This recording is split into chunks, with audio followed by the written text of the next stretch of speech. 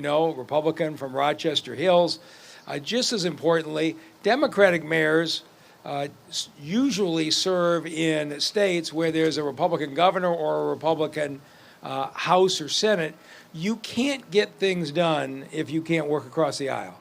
And so I'm really pleased that Columbus Mayor Anthony Ginther, the chair of the conference, and Tom Cochran, our leader, have said, we want to go around and talk about housing, because housing shouldn't be a partisan issue, and they're looking at places it's working. Here in the city of Detroit, you will not find any tent encampments. We don't have that here because we put $1 billion into new affordable housing in the next 5 years. And this neighborhood is typical. For those who are out of town, this is the historic North End. In the first half of the last century, African American residents were by and large confined to the downtown area, and the east and west neighborhoods were segregated, in some cases legally, if not by attitude. And as African Americans were successful in the professions and business, the only direction they could move was north into this neighborhood, which longtime Detroiters still remember very proudly as the North End. This neighborhood has fallen in hard times, particularly in the Great Recession. You probably had 25-30% of the homes in here had been vacant. But as it rebuilt, you can see they were beautiful old homes. These neighborhoods have come back. You've got houses in here selling for $100,000, $200,000 and up. But as they were, we wanted to make sure this neighborhood was available to people of all incomes. And so we just had a great tour of the Ruth Ellis Center, which provides a welcoming environment to members of the LGBTQ community who have felt maybe unwanted or unwelcome in their own homes and looking for a place to go. Across the street, the Clare Ward has probably been abandoned for 30 years, is being rebuilt for affordable housing. On the other side of the street, we have St. Rita's, which was for 20 years a vacant building. Reverend Jim Howley of Little Rock Baptist Church came to me and said, would you knock it down? When I came back, I said, actually, what if we rebuilt it as permanent supportive housing, where instead of having folks come into the shelter at 6 o'clock at night and be released at 8 o'clock in the morning, what if we had a place where people could stay for 3 months, 4 months, 5 months, 6 months, places that had mental health services, that had addiction services, that had resume writing and employment services. And St. Rita's has been extremely successful. So we are building beautiful, affordable housing mixed into the great tradition. And the other thing that's happening, and I've been actively checking my phone, hopefully this won't turn out to be an incorrect prediction, but I'm guessing before the end of this press conference, I'm certainly hopeful, that Detroit City Council is going to make the most dramatic change in city housing policies we've seen in generations. And the pilot ordinance is in front of them now. All of us have largely relied on federal assistance and federal tax credit programs, and the federal government has to be at the heart of solving the affordable housing program. But for the first time, the state of Michigan has passed a law that allows local communities to cancel all the property taxes. And so our city council is considering an ordinance that instead of going through the normal political bureaucracy, if you guarantee for 15 years you will keep your rents at a reduced rate, you automatically get the tax break, which is basically about $300 a month. So for all of us, if there is a hospital or a health clinic in our communities, they're tax exempt. They don't need any special approval. We made a decision as all of our communities that health care is so important that everybody be covered, that ought to be tax exempt. In the city of Detroit, I'm quite hopeful before this afternoon's over that we will have made a decision that affordable housing is tax exempt, that if you build more housing and guarantee those rents will be subsidized, you can build it easier and faster in Detroit than any place else. Those are the kinds of things that we are pioneering here. Everybody behind me is a leader in this field in their own communities. And with that, I'm really proud to introduce the Mayor of Columbus, who is not normally who up here we look to celebrate. He's kind of confident about the football game coming up this year. Don't know why that would be, but please welcome Mayor Andy Ginther. This Buckeye comes in peace, Mayor Duggan, and it is so great to be here. A lot of people have been talking about this tour and why we were doing this tour as a conference, and we really wanted to continue to highlight what we're hearing from mayors all over America, and that is housing is not an issue, it is the issue. In all cities across this country, in the South, the North, East, and the West. But we also wanted to come, after being in Phoenix and in Philadelphia, here to Detroit, because Mayor Duggan is doing an incredible job in the city of Detroit. Lowest crime rate since the 1960s, $1 billion invested in housing, largest amount of private investment in the city's history. Clearly, Mayor Duggan is doing some great things here in Detroit. But imagine what Mayor Duggan could do if the federal government decided they were going to invest in housing just as they do infrastructure in so many other ways.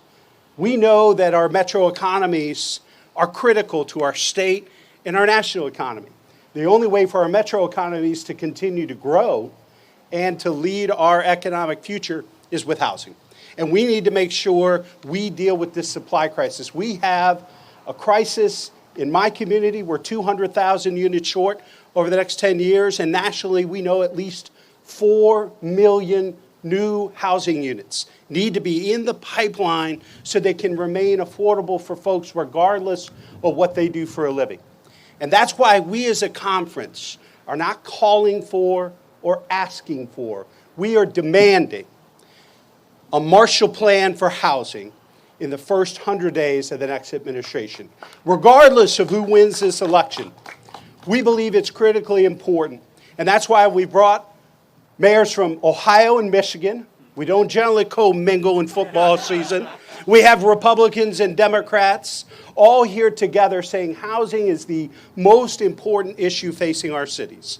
So we need dramatic investment, a quadrupling of the CDBG, Community Development Block Grant, dramatic increases in LIHTC that is working so well in cities around the country. But the other thing we need is a significant investment in innovation and disruption. We need to figure out how to get more units in the pipeline and in the marketplace faster. And there are great examples from Connect building blocks in Columbus to here in Detroit and other places around the country that can cut the time in half to provide housing for our residents, but it takes federal investment. We have city, county, private, nonprofit, in most cases state. The one missing partner is the federal government, and that's what we're calling on and demanding here today. So we're pleased to have Mayor Andy Shore of Lansing, Michigan, Sharita Smith from Lima, Ohio, Wade Kapsakavich, Mayor of Toledo, Mayor Justin Bibb of Cleveland, a former past president, Brian Barnett of Rochester Hills, all here together demanding that the U.S. Congress and the next president make housing the #1 priority in the first 100 days of the next administration. With that, I want to bring up our chair of our Housing Committee, a great leader from Toledo, Mayor Wade Kapsakavich. I'd like to thank Mayor Ginther for the introduction, and I'm surprised that when he pointed out all of the wonderful things that Mayor Duggan has been able to accomplish here in Detroit, that he didn't mention that the city of Detroit, for the first time since 1957, is growing. It is adding population, not the greater Detroit, not Wayne County, but the city of Toledo, the incorporated city of, I think I might have said Toledo. Detroit is growing for the first time since 1957. I point that out because 1957 was also the last time the Detroit Lions won the championship. And Lions fans exist down in Toledo as well, so I'm hoping that there is a causal link that with the growing population, the Lions could maybe pull it off this year. I am thrilled to be a part of today's event, and I also am thrilled to be a part of an organization, the U.S. Conference of Mayors, and the chair of the Housing Committee, that has made housing in general and affordable housing in particular its core issue this year. And our goal is to make it the #1 priority of whomever is elected president next week, and whichever party happens to control Congress.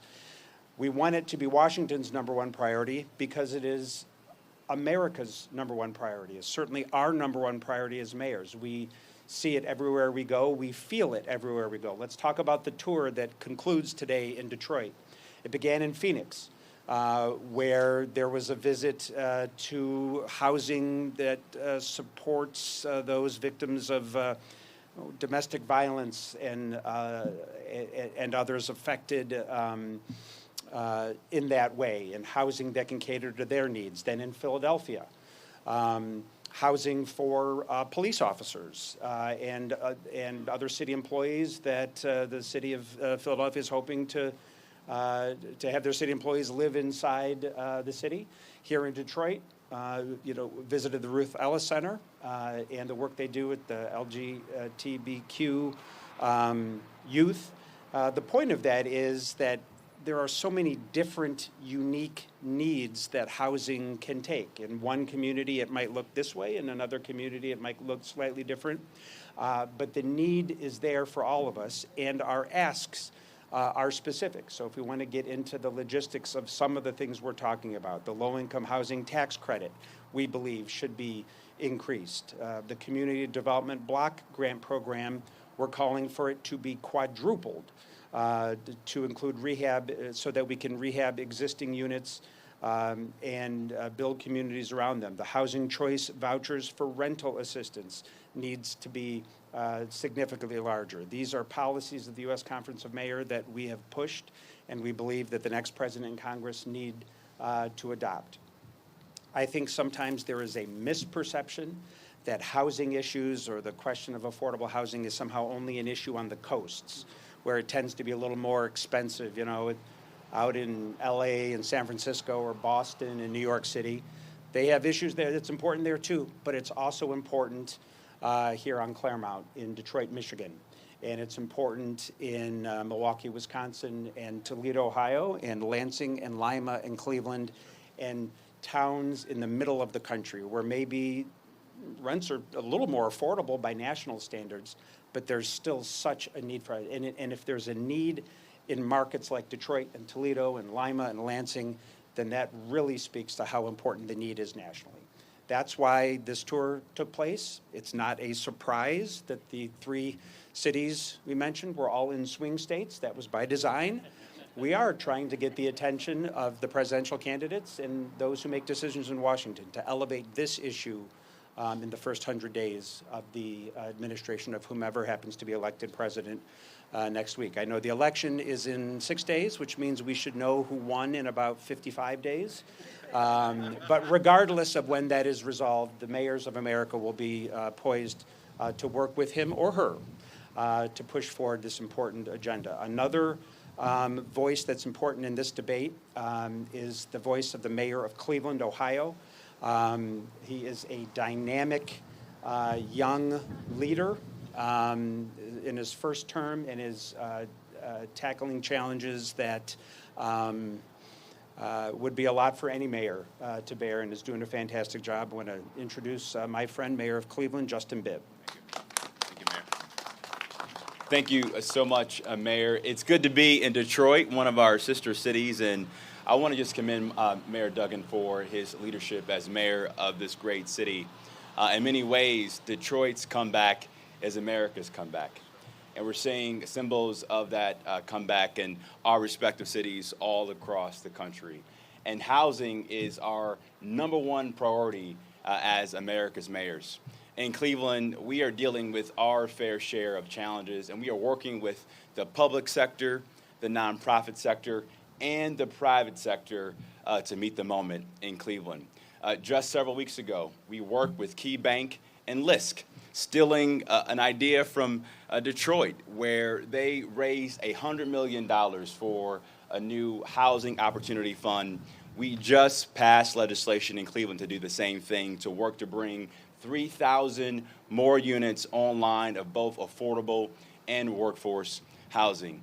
We also recognize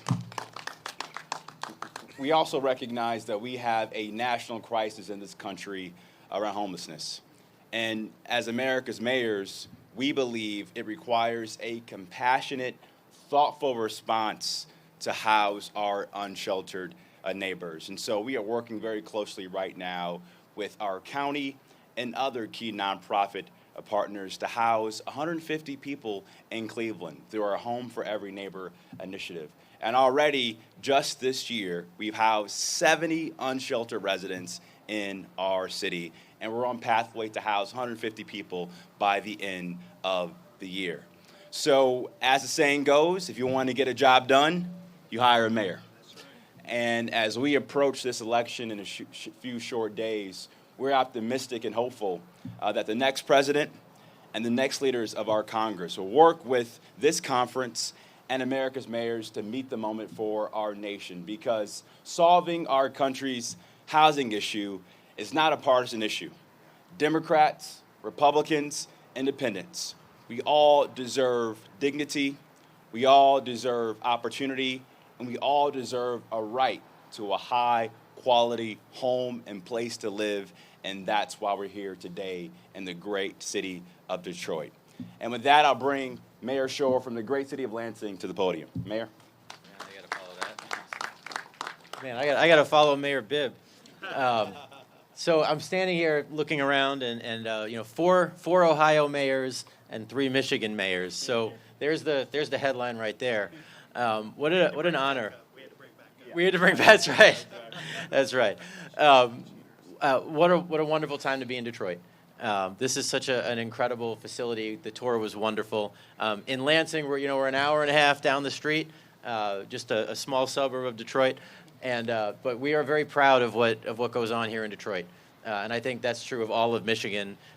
We've seen history and we've seen ugliness, but we see the incredible, impressive things going on here in the city of Detroit, and it is palpable, and it's felt throughout the state, and it's nice to hear that it's felt throughout the nation. But when we talk about the need, we talk about housing. You've heard it from everyone. You're going to continue to hear it. It's the number one need that we see around the country. It doesn't matter, as was said, if you're on the coasts or if you're here in the Midwest. It's not just a major urban issue for the biggest cities. Cities like Lansing, we're 113,000 capital city. We're feeling the pain too. We are doing an incredible job of increasing jobs. We have a new battery plant with 1,700 new employees. We're seeing all kinds of growth, but the housing is not meeting the growth. And when you have people and you have jobs and you don't have housing, you have problems.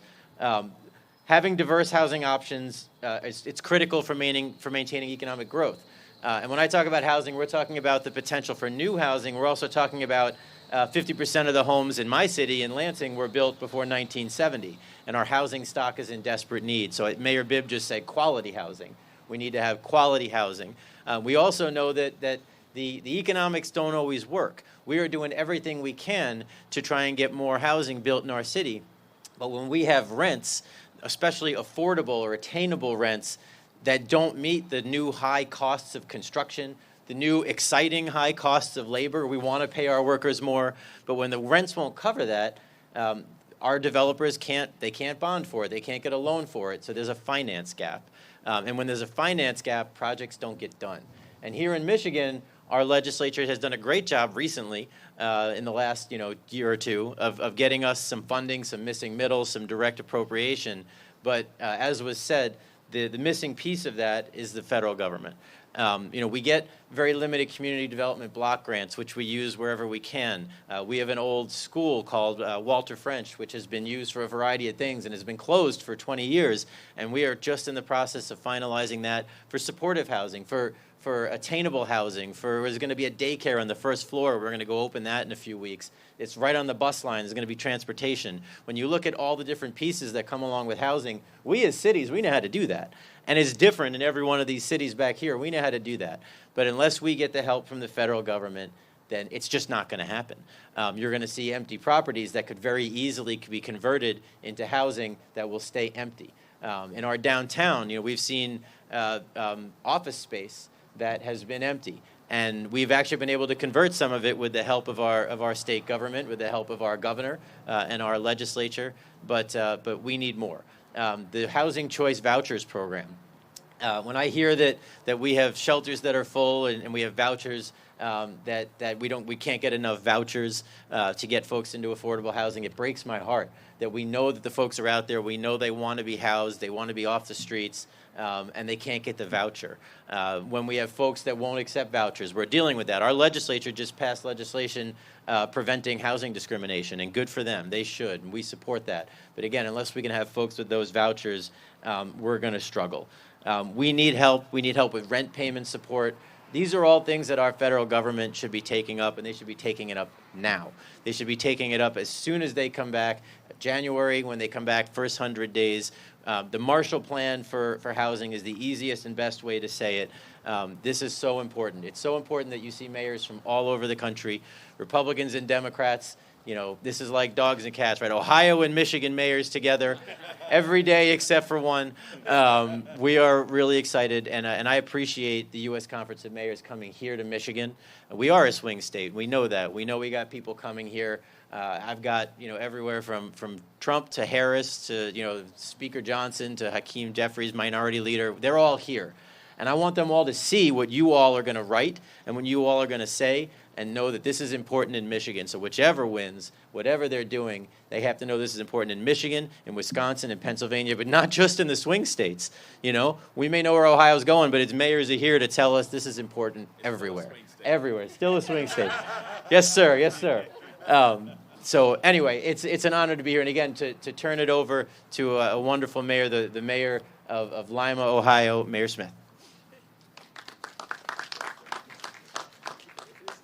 Thank you, Mayor Shore. I'm honored to be in Detroit today among this group of bipartisan mayors, united in our message, calling for an increase in federal dollars in support to tackle housing affordability. This is a national crisis. Too many Americans, and nearly 64% of households that earn less than $50,000 a year spend more than 30% of their income on housing. And so I want to thank you, Mayor Ginther, for making housing affordability the #1 priority of the U.S. Conference of Mayors. And I want to thank you, Mayor Duggan, for hosting this important showing of support for increased federal funding, but also for Detroit being an example of what a comeback city looks like and the fact that cities can and will recover from anything. But for a moment, I want to talk about the city where I am mayor. The city of Lima, Ohio, is one of the Rust Belt cities that's located in the heart of America, where the median household income is less than $42,000. It is a city of regular working-class Americans that, in my opinion, represent the backbone of these United States. As mayor, I spent a lot of time in conversations with residents, and I've heard the stories. I've heard the stories of individuals paying not 30% of their take-home pay, but sometimes 59% of their take-home pay just to keep a roof over their head. These are issues that affect the quality of life. These are issues that affect work performance. These are issues that really get to the heart of the matter of whether or not our cities are going to be thriving. They are issues that, in my opinion, are more shown in what I call the three-headed monster that is driving the housing affordability crisis in Lima, Ohio. And that is stagnant wages, that is aging housing stock, but that it is also an abundance of infill lots that are ripe for development. And so I am here specifically advocating for a change in community development grant funding to provide monies to preserve our affordable housing stock. I'm here asking for additional funding to help families buy homes, but also to stay in homes, and also for a change in low-income tax credits to allow developers to build more single-family homes. Listen, when our essential workers, those that educate our children, take care of our families, and keep our community safe, cannot afford to keep a home, we've got a problem. And it is a problem that the mayors are united in addressing. It is a problem that the mayors are calling attention to our leaders at the White House to do something about housing affordability for all American people. Addressing this crisis is not something that we can do alone, and it is also a crisis that does not look the same in every city. And so I'm honored also to bring up the past president of the U.S. Conference of Mayors, Mayor Brian Barnett, who is also the mayor of Rochester Hills, Michigan. Good afternoon. It is a privilege to be here today and to stand shoulder to shoulder with my colleagues. Most of your colleagues in the media will be following other news stories today where both parties will have conferences and we'll be talking about division, dividing on politics or dividing on policy or party lines. But what you see today here is unusual, not just as mentioned by my colleagues that we're from across the political spectrum or standing together in Michigan and Ohio this deep in the Big Ten season, but we're united by purpose. And I think that's one of the beauties of being a mayor. I've had the distinct privilege of being the mayor of Rochester Hills for the past 18 years and being associated closely with the U.S. Conference of Mayors, which I believe is a national treasure, because it protects policy, because it talks about purpose. And this issue is bigger than a party. It's not a suburban versus urban issue. It is an American issue. My city is just 12 miles north of here. And this issue looks different, but it is still a premier issue in Rochester Hills. I know this because we asked our residents in a statistically significant survey, what are the biggest issues that plague our community? You'd think it would be traffic or sprawl. Housing was on the minds of my residents more than crime.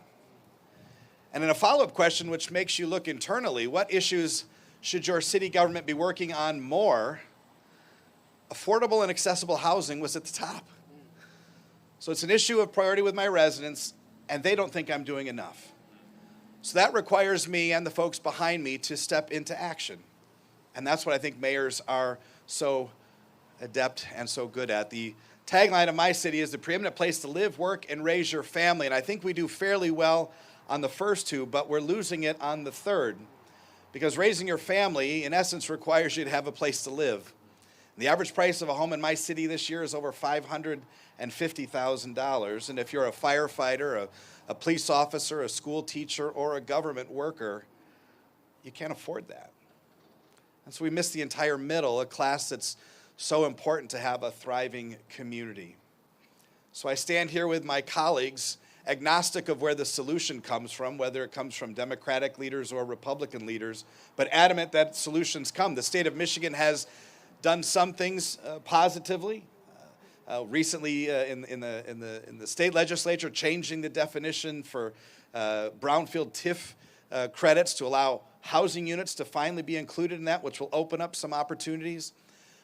But as one of my colleagues mentioned earlier, the one partner missing, the one that can provide the resources needed to substantially move the needle, are our federal partners in Washington. And while we sit here today not knowing exactly where the country will go, we know one thing.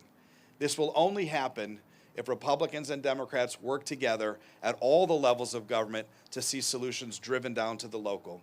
So I stand with my colleagues proud of the beautiful mix of optimism and determination that you see on the faces behind me. No problem too big, no solution too small to make a difference in our communities. I do also want to thank Mayor Duggan because we don't share the stage too often, but as a proud community of the Metro Detroit region, we do celebrate Detroit's success and specifically the mayor's leadership that has brought on so many of those changes.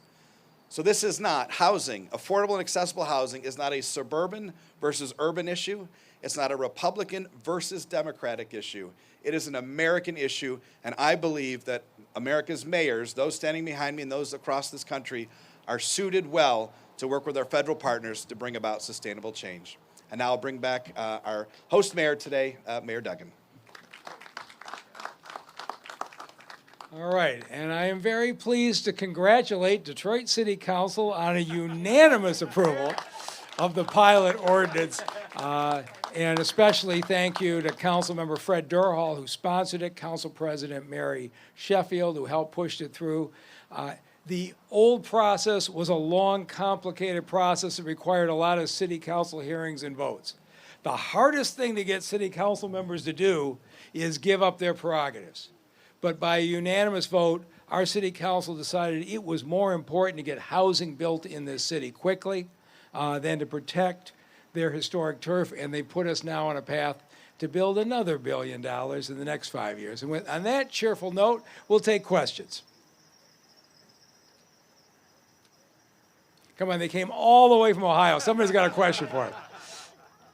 Go ahead. What differentiates this type of public housing versus the old style of public housing that we know as projects?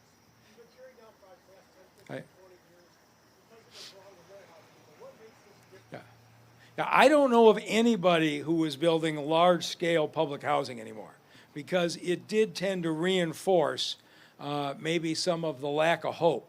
But what you're seeing here, you can see what we've done. We built a beautiful affordable housing project in a nice neighborhood, which we're also doing over there. We have a policy in this city that when you build new housing, 20% of the units in the building will be affordable. Stephen Ross is building apartments downtown by Little Caesars Arena and going to have Section 8 housing units within the apartment building with some of the wealthiest units in the city. That's what a city is. People of all income. As Mayor Barnett said, you want your police officers, your firefighters, your school teachers to be able to be in the same neighborhood. When I ran the Detroit Medical Center, I wanted the folks who pushed the wheelchairs and who worked in the cafeteria to be able to live in the same neighborhoods with the doctors and nurses. Maybe not the same house, but in the same neighborhood where you shared the parks, you shared the grocery store shopping and the like. That's what a city is. And that's what I think we're all trying to do. And I would leave it to my colleagues to talk about whether they're approaching it the same way in their cities. So I'll just start. One of the things that we're doing aggressively in Lansing is mixed income within the same buildings. So you could have somebody on a voucher next to somebody basically paying market rate in the same building, one subsidized, one not, but getting the same product. That's not warehousing poverty. That's giving equal opportunity, although some are in careers that are paying less so they can qualify. So if we have 30%, 35% in one building that is of attainable or workforce housing, and then market rate all mixed in, again, now you're not warehousing poverty. Now you're giving everyone equal opportunity with the same amenity floor, with this, as we said, with the same parks. So you can do it within the same structure, or you can do it within the same neighborhood. Anybody else? Go ahead. What can the next president do to help you guys out when it comes to making affordable housing easy for each of your cities? I'll let Mayor Ginther, who's taking the lead on this, take this one. Well, there are a couple of things we need to do as well as leaders, and that is update our land use policies and zoning codes. We've just updated our zoning code in Columbus for the first time in 70 years because we knew how critically important that was to make sure we were ready to invest in housing, really embracing density and height so that mixed income developments and mixed income neighborhoods can flourish. What we're specifically asking for is a quadrupling of CDBG, Community Development Block Grant funding.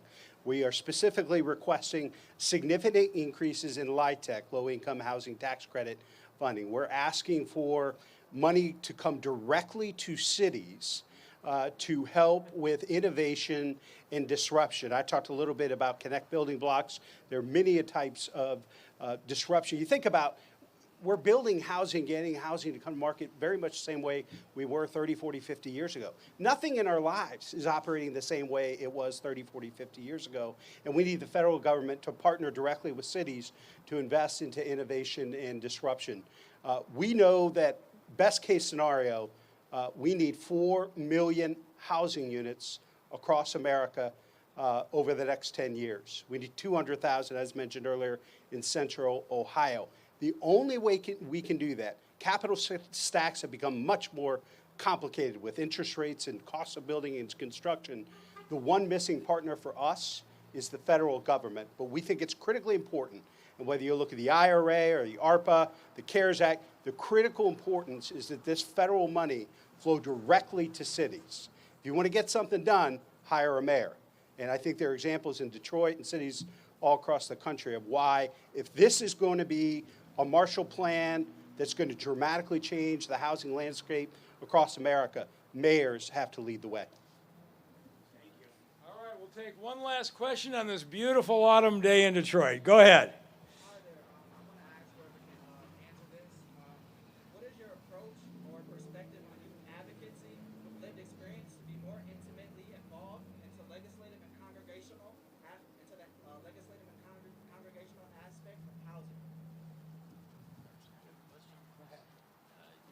repeat the question? Sorry, I couldn't hear you.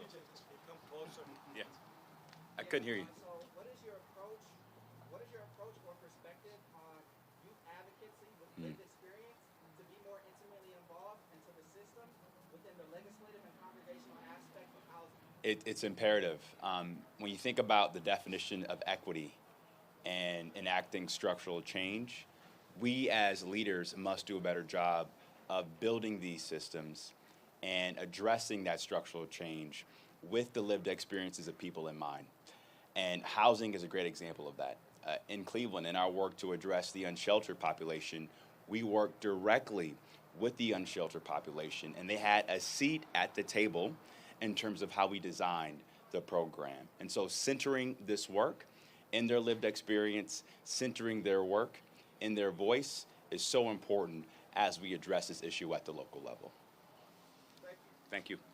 All right, thank you all very much. Okay. Extend this news conference, maybe they'll pass.